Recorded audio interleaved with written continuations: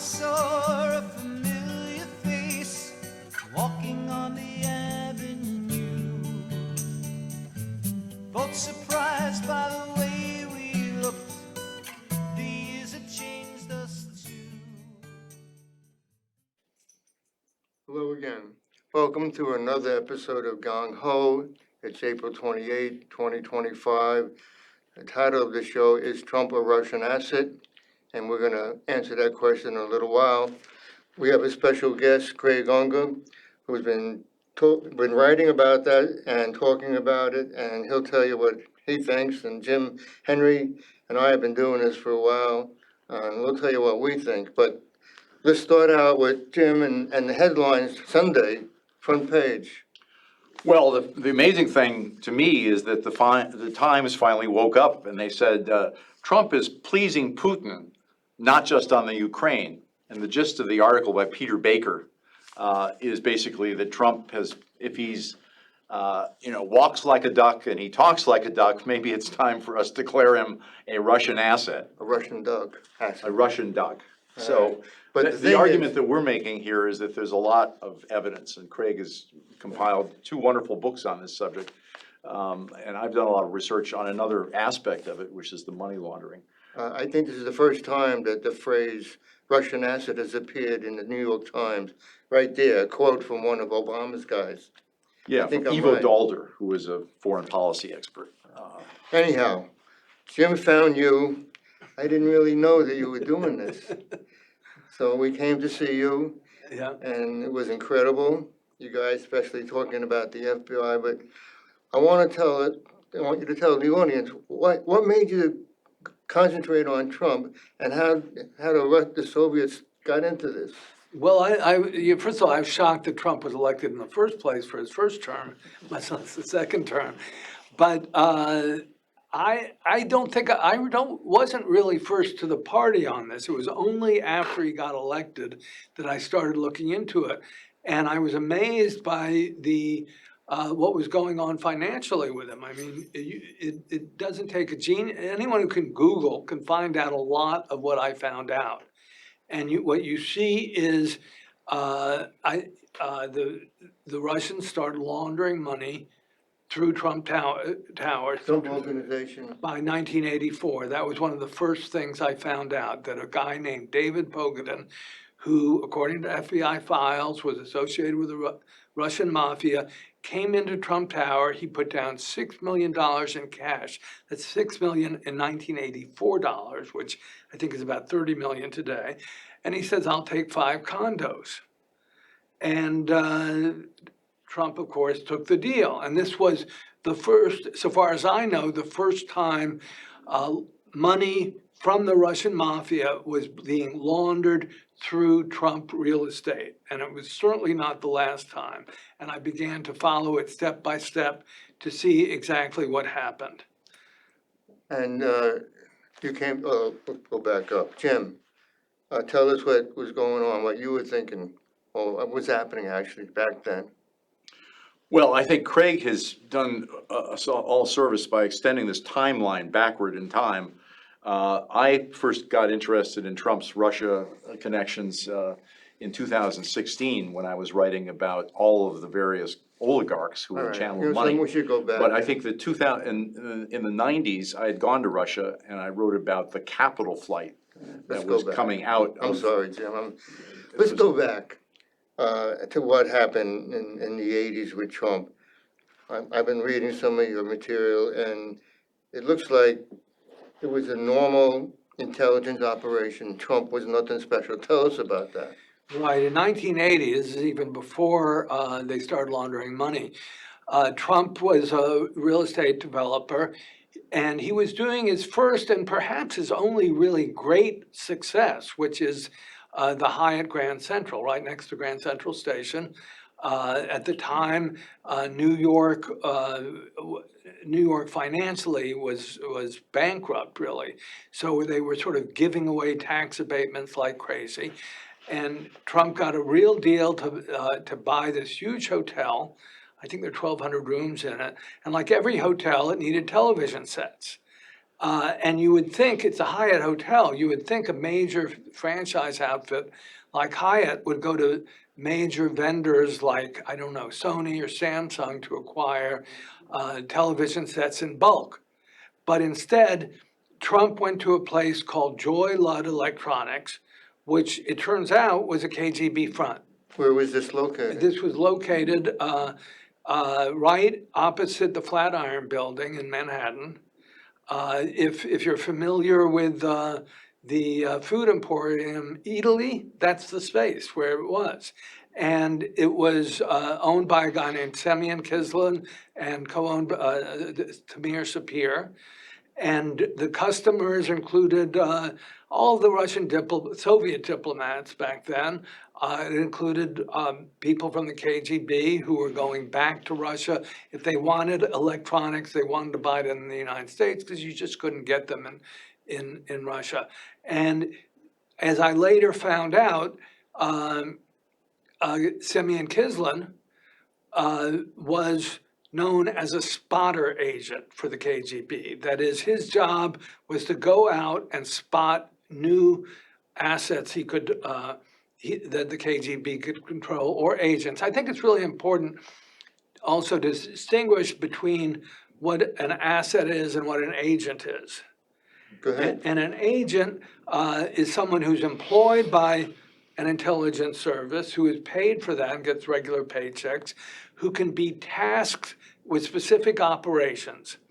An asset is much more informal, and an asset might not even know he or she is an asset. They might be a so-called useful idiot. And I think it was on that basis that the Soviets were recruiting a lot of spies back in the 80s in the States, especially in New York. And Donald Trump was nothing special then. He was just one of really hundreds of people they were approaching. They made a habit of going after powerful, rich businessmen. And if maybe your older viewers are familiar with the name Armand Hammer, who was CEO of Occidental Petroleum. And he had a lot of very privileged relationships with the Soviet Union, and he was thought to be a Russian asset. By this time, he was sort of aging out. He was well into his 80s, approaching 90. And so it seemed like Donald Trump was perhaps a younger version of him they were trying to approach. And when was the first time that he went to the Soviet Union? The first time he went to the Soviet Union was in 1987. And what happened there? And first of all, the trip was set up by General Gromyakov of the KGB. Anyone who went to the KGB through Intourist, Intourist was a KGB front, and it arranged travels for you, accommodations and so forth. But it also meant you were being watched every step of the way if you went to the Soviet Union, and there was almost certainly going to be a hidden camera in your hotel room, and they would watch you every step of the way. I went to Russia in 1986.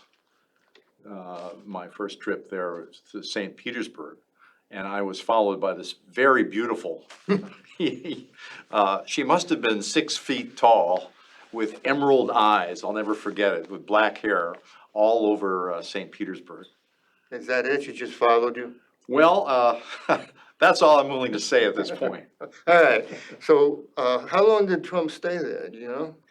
I think it was over a week. I don't have the exact length of time. Do you think he realized that this was a setup, a KGB setup, or he just... You know, I hate asking, when people ask me what was going through Trump's mind, because I can't really know. But I can tell you exactly what happened afterwards, and it was a pretty radical transformation of him.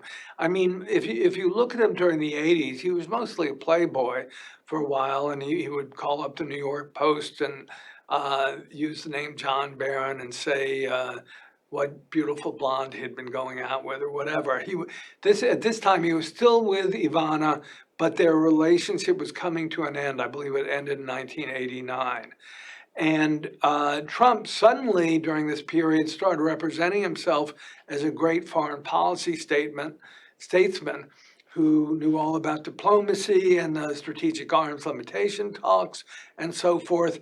And when he came back from Russia, he suddenly ran for president. I mean, it was sort of shocking because this was during the Reagan era. This was still Reagan's second term. And clearly, Vice President George H.W. Bush Sr., was the favorite to win the nomination and the election, as he did. But Trump made a very brief attempt to run for president. He took out these full-page ads. Remember those?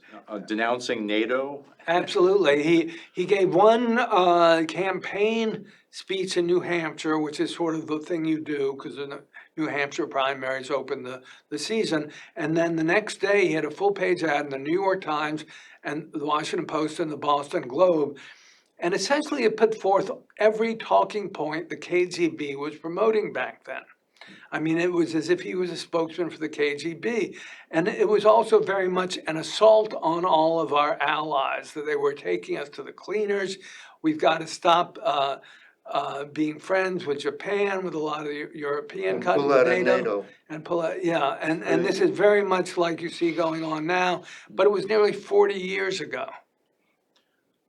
It's very hard. The next thing that really happens in his life is he goes into a series of really bad business deals. He has 6 bankruptcies in the 1990s.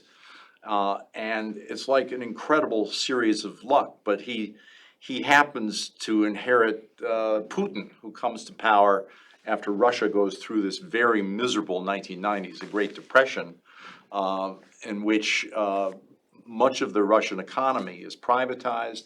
It ends up being owned by private oligarchs and criminals, and the money starts flowing out of Russia.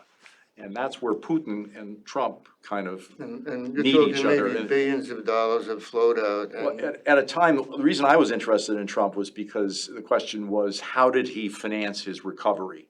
I mean, after the year 2000, no US bank would lend him because he had 6 bankruptcies. He could get loans from Deutsche Bank, which was very close to Moscow, we know that. And he also had a bunch of different oligarchs who started giving him money for the Trump Soho and other properties. So that's where I think we connect up the story of Vladimir Putin, who comes to power around 2000, with that of Donald Trump. And then it's the sort of financing of Donald Trump's reconstruction is what I think is a very strong element of this we're story. gonna mention Felix Sater in a little while, but out of his own mouth, I heard him say that he went over to Trump Tower in 2000. He went over there. Bayrock was already there. All right. The question is, would Trump have survived and be where he is now without the money from the Soviet Union, well, actually Russia? What would he be? He'd be back. I don't think he would have survived as a real estate guy. I mean, he made a lot of money off that TV show, The Apprentice, which I still haven't seen. I would love to see it sometime. But he did make money off of that. But as a real estate guy, and in fact, all these recent real estate, Trump Towers all over the world, he really didn't develop them. These were companies like Bayrock, which developed them, and they borrowed his name and paid him a franchise fee that was much too much. If you look at franchise outfits like Hyatt or Marriott, I think the people who actually run them get they get, I think, 4 to 7% or so as a fee to use their name. Trump was getting a 25% fee. I mean, it was just enormous for doing absolutely It was nothing. branding deals, but he had a few properties that he owned. But I picked up on him in 2008. He nearly had a 7th bankruptcy. And the reason he didn't was because of a guy named Dmitry Rybolovlev, who was the potash czar from Russia. And he paid Trump $40 million more for a house in Miami than it was worth. And that was precisely the number that Trump needed to avoid bankruptcy in June of 2008. So, you know, he did deals in Toronto. He had a deal with one of the Russian mobsters there. uh, But led to every the single- largest Trump building, Trump Tower is the He did tallest deals building he in did deals in Toronto. He did Texas. he did deals in Panama. This is Felix Sater and Trump. No, Felix did some of the deals in the United States. They were involved in the Trump Soho, that was a $400 million property. But no, Trump had properties in Lauderdale, in Panama. He also had some deals in India and in the Middle East. We, some of our friends and victims too of Felix Sater, they got scammed in 2007 in Texas, and they traced it back to Bayrock, which was in Trump Tower. So, so I'm convinced that there would be no Trump. He'd never run for president unless he had this illicit money coming in. And his son, Donald Trump Jr. said that we heard him say it, that most of our money, most of it is coming, disproportionately is coming from Russia. But, that was true. And when Trump said, I don't have any business in Russia, it's true, no business in Russia, all the money's coming here. That's not business, people investing. One of the things that you identified, I think, the key role that Felix Sater played in all this within the Trump organization and in sort of orchestrating these deals.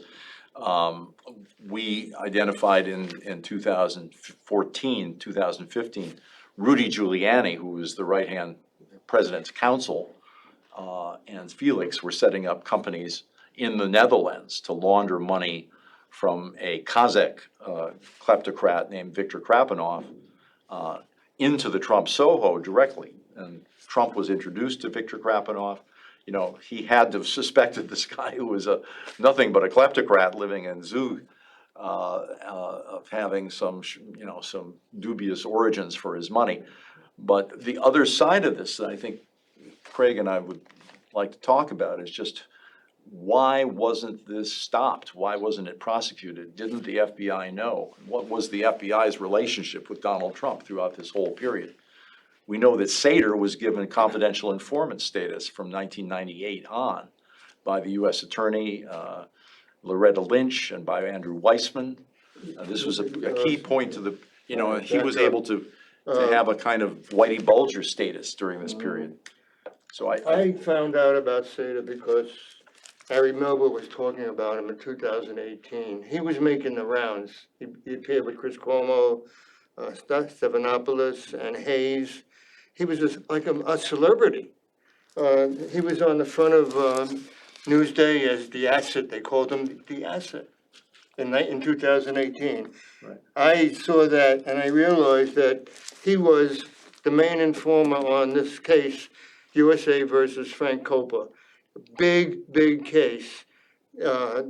Eastern District, they had arrested mafia. They really had nailed some mafia people, Italian mafia and Russian mafia.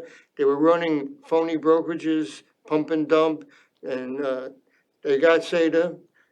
Actually, this is a crazy story.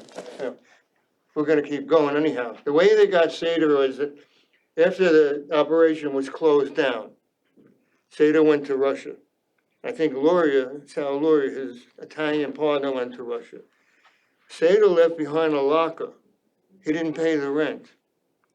The landlord opened it up and he saw these documents and he saw weapons. He called the local police. Local police looked at the documents and said, let's call the FBI. He called the FBI. FBI looked at this and said, whoa, this is a treasure trove, something big going on here, and this guy Felix Sater is the main thing. And they realized what was going on. It was a phony brokerage, pump and dump, and they reached out to Sater. I don't know how they did it, but they got him to come back. So by not paying the rent on that locker, he was discovered. And they brought him back and they sat him down and said, we got you by your short hairs. You're going to do what we tell you to do. And in 1998, they flipped him.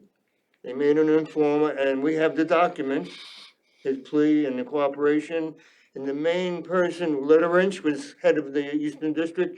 Andrew Weissman was supervising the case. He was the main guy.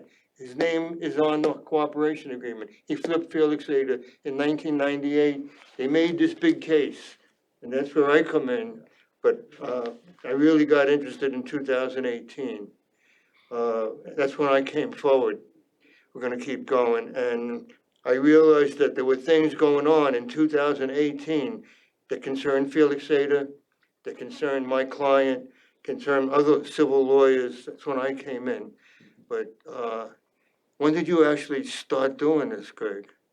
Just after Trump was elected, so that was late 2016. And I talked to Sater a fair amount, actually, but mostly by phone. But you know, uh, I was always puzzled by the reason why the FBI didn't figure all this stuff out, because there are a lot of FBI files that are just on the internet. I mean, you just Google and find this Yeah, stuff. It's sort of extraordinary. I mean, I'm not a What genius. is your thesis about Sater and why the FBI, what was the FBI Trump connection from your standpoint? Well, We know he was KGB, but he was capable of wearing multiple hats here, so. right. Well, I guess in some way, I think Felix Sater was like Whitey Bulger Right. on steroids, Right, right? exactly. And- Yeah, I exactly. mean, that is, we've got a crook on our side, but we can't bust him, and he's doing all this evil I stuff. wanna tell you something. I also thought it was sort of extraordinary that two directors of the FBI, William Sessions and Louis Freeh, end up working for the Russians.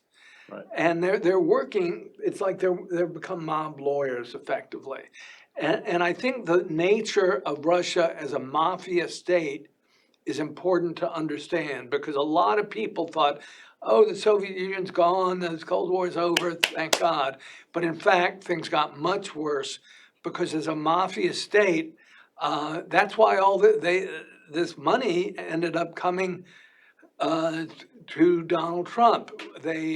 They privatized their industries, gave them to mobsters, who then wanted to launder their money. And What was Kalmstrom's role in the FBI? Kallstrom was he was head of the New York office, as I understand it. And I saw a video of him that was done as part of a documentary. And one is, he said that he met Trump in the 70s. Trump made a donation of more than $1 million to his favorite charity for FBI people. I forgot the name of it, I'm sorry. But, Trump was not particularly generous in terms of charity, but he actually did it this time. Yeah. He also said he spoke to Trump at least once a week for more than 40 years. Really? Amazing. So that suggests a serious friendship. Right. And you can imagine Trump being smart enough to say, I want this guy on my side, if he's the main guy in the FBI in New York. So when I found a total of 13 Russian mobsters who owned Trump properties in, most of them in Trump Tower at 721 Fifth Avenue. So just think about that as a breach of security in terms of intelligence. The Russian mafia is the enforcement arm of Russian intelligence. One of their headquarters is a building owned by the President of the United States. Yeah. I mean, it's just Well, extraordinary. we had this relationship with the FBI, and they, in 2017, a bunch of journalists and a couple from Europe, and I assembled this dossier for these transactions in the Netherlands. And we took it to the Dutch authorities, and, they said, well, we don't really want to prosecute the President of the United States, thank you very much, for money laundering. But then we took it to the FBI. And the guy I talked to at the FBI was the fellow who turned up just a couple months ago being convicted as a Russian agent. This is like, you can't make this up. You cannot- McGonigal? McGonigal. Oh, my God. And he was the counterterrorism head in the FBI. He's the guy that I said, well, why has nothing been done with the information we gave you? He was still within the statute of limitations and for money laundering. The issue is just this continuing kind of keystone nature of this case, where there were all these opportunities to stop. And I think part of the problem has been that originally the the Democrats were partly compromised by some of these I decisions they modified made. the photograph. I made it the ass rather than the asset. But there's a photograph with Trump and Sater. I think they're standing right outside the Trump Soho, right down in there. And he goes on, Trump says, I wouldn't recognize the guy. I wouldn't recognize. Sater had this elaborate story about being a CIA asset and all this stuff. And when I was on the Chris Hayes show, they asked me, well, what do you think of his story that he puts out about being a CIA asset? I said, well, you know, I wish somebody from the CIA would corroborate that. I haven't heard it. But what I am sure is that he's a financial whitey bulger. Basically, he has been able to profit a lot from his confidential informant status. And, you know, that's a problem from the standpoint of why we haven't ever enforced the laws against these people. Right now, he's going to be tried again. He was convicted in the Southern District in June of laundering money from Kazakhstan into Trump Soho, civilly. It's a civil lawsuit, That. yeah. And, but some of the counts, I guess, are gonna be retried. He's been sued civilly by Amite Bank, no, Amite's a city, and by BTA. Almaty Bank, Almaty. Almaty's the biggest They- city in And Kazakhstan. the plaintiffs are alleging that they lost, the defendants stole $6 billion or maybe even more. And Sato was part of this. Well, And he's got a case pending right now, civil case. Right. It's still up for trial. I think we haven't seen the end of Felix Sater, but he's disappeared since, since the election. And it'll be interesting if he resurfaces. All right, we only have a few seconds, about 30 seconds, 34. We're gonna keep going, all right? All right. I want you to dig into your,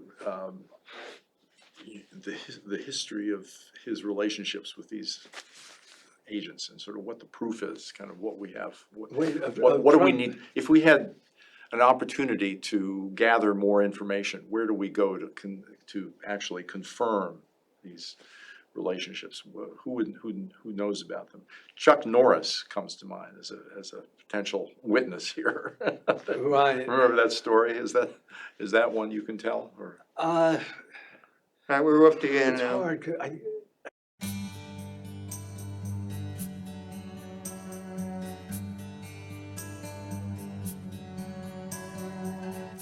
I saw a familiar face walking on the avenue, both surprised by the